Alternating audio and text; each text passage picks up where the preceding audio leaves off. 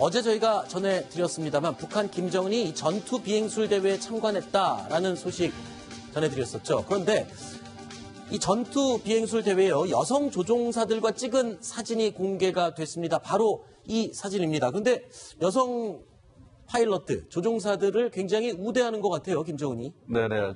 우대하는 이유가 있습니다. 네. 왜냐하면 어제도 조금 말씀드렸지만 이 북한 전투 조종사는 사실은 사지에 가는 겁니다. 네. 우리 한국군이나 미군하고 붙어가지고 살아남을 확률이 거의 없습니다. 네. 그래서 굉장히 두려워하고 사기가 저하되어 있는데 여성 전투기 조종사를 키워가지고 네. 여자도 하는데 남자가 그걸 못하겠느냐. 네. 라고 해서 용기를 북돋고 이렇게 사기를 진작시키기 위해서 네. 여군을 이제 이렇게 키우는데 네. 지금까지는 북한 여군 조종사가 초음속 전투기를 이렇게 모은 적이 없습니다. 네. 그전까지 전부 다 미그 15 또는 야크 18 같은 정말로 한 50년, 60년 전에 제작된 비행기밖에 몰지 않았는데 네네. 2014년도 11월 달에 네. 김정은이가 여군한테도 초음속 전투기를 몰게 해주라 해서 1년 동안 교육을 시켜서 2015년부터 여자도 초음속 전투기를 이제 몰게 됐습니다. 그 여자 조종사가 초음속 비행기를 몬다고 엄청 홍보와 자랑을 했었지 않습니까?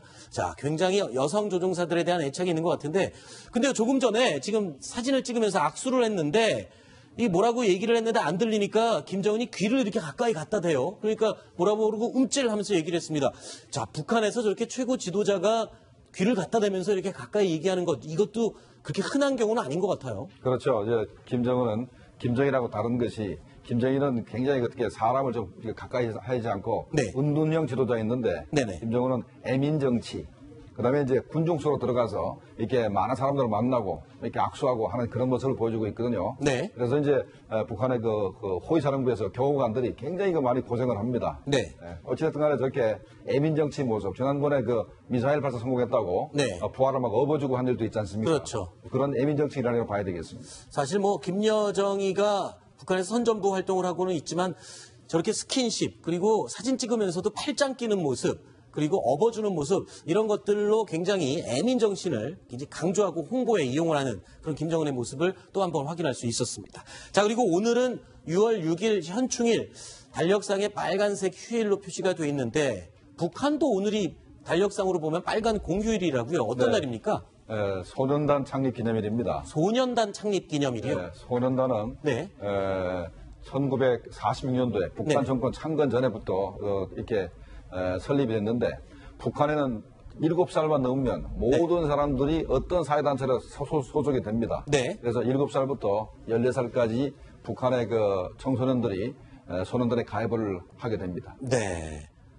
그러니까 북한 어린이들은 무조건 다 가입하는 겁니까? 예를 들어 우리나라의 보이스카웃이나 해양소년단 이런 것들이랑은 또 다른 의미죠? 다릅니다. 아까 금방 말씀드렸지만은 무조건 다 가입하게 돼 있습니다. 무조건 다요? 다 가입하는데 문제는 이제 가입하는 순서가 좀 다르다 그럽니다. 네. 그러니까 공부를 잘하고 네. 부모가 돈도 있고 하면은 2월 16일 날 김정일 생일 때 가입을 하고 네. 그다음에 조금 이제 일반인들은 한 4월 15일 날 김일성 해야 때 가입을 하고 네. 그래도 안 되면 나중에 6월 2일 날 소년단 창립 기념일 그때는 조금 이제 성적이 부족하고 한 그런 학생들이 가입하기 때문에 일단은 일찍 네. 가입을 해야 그게 우수한 학생으로 되기 때문에 네.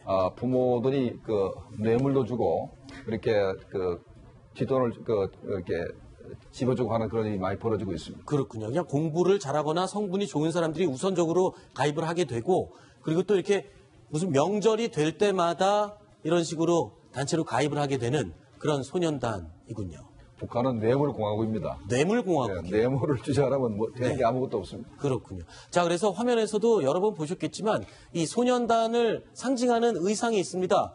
의상 사진이 있는데요. 빨간색 이걸 뭐라고 그러죠? 한건이라고 그러나요? 스커프라고 그러나요?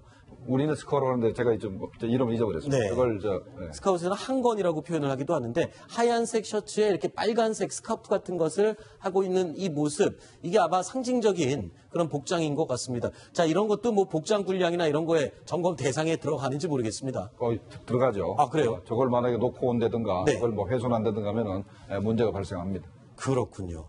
자, 북한의 민낯을 폭로했던 다큐멘터리 영화가 있죠. 태양 아래서 이 내용도요.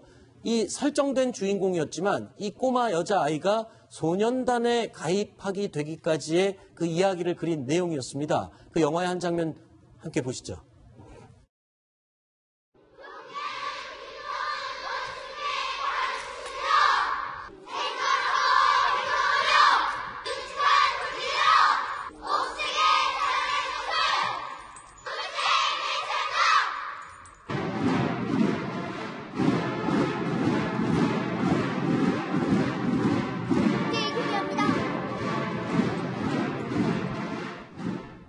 소년단원이 되면 조직생활을 합니다. 경리한 대원 스님을 위하여 어떻게 해야 되는 것도 느껴지게 됩니다. 울지 마요. 대신 좋은 것 대해서 생각해봐요. 응? 좋은 거. 잘 모릅니다. 자, 일단 저 주인공 진미의 모습을 보면 저도 저 영화를 봤습니다만 이 소년단 입단의 의미가 뭔지도 사실은 잘 모르는 것 같아요. 저 영화 전체가 다 이미 모든 게 설정된 상황이긴 하지만 소년단에 입단하는 의미, 저 어린 나이에 아이들이 이해는 하나요? 북한에서는? 의미를 얘기했죠. 네. 이제 조직 생활을 하게 된다는 얘기가 네. 이제부터 북한 모든 주민들은 어떤 하여간 7살 이후에는 어떤 조직이라도 이제 가입하게 됩니다. 네. 그러니까 소년단 이후에는 뭐 사로총을 가입하게 되고 사로총을 가입해서 그중에 당원이 되면 이제 당 조직에 생활하게 되고 당원이 못 되면은 각종 사회단체 뭐 청년동맹은 조금 뭐 말씀드렸고 그다음에 이제 여맹이니 무슨 뭐 직맹이니 네. 어떤 조직이라 소속되어 있으면 죽을 때까지 조직생활 해야 되기 때문에 현재 그 진미가 조직생활을 하게 됩니다. 그다음에 어버이 그 대원 스님을 기쁘게 해드리겠다 소리도 바로 이제 조직생활의 목적이 바로 그것이기 때문에 네. 전국을 찔러서 다 말한 겁니다. 배원들을 얘기한 것이죠. 아, 그렇군요. 알겠습니다. 자, 김정봉 실장님 이야기는 오늘 여기까지 듣도록 하겠습니다. 오늘 말씀 고맙습니다. 자, 뉴스탑10 다음 순위 내용 준비되어 있습니다. 8번째 뉴스 8위로 꼽아봤습니다. 내용 확인해 보시죠.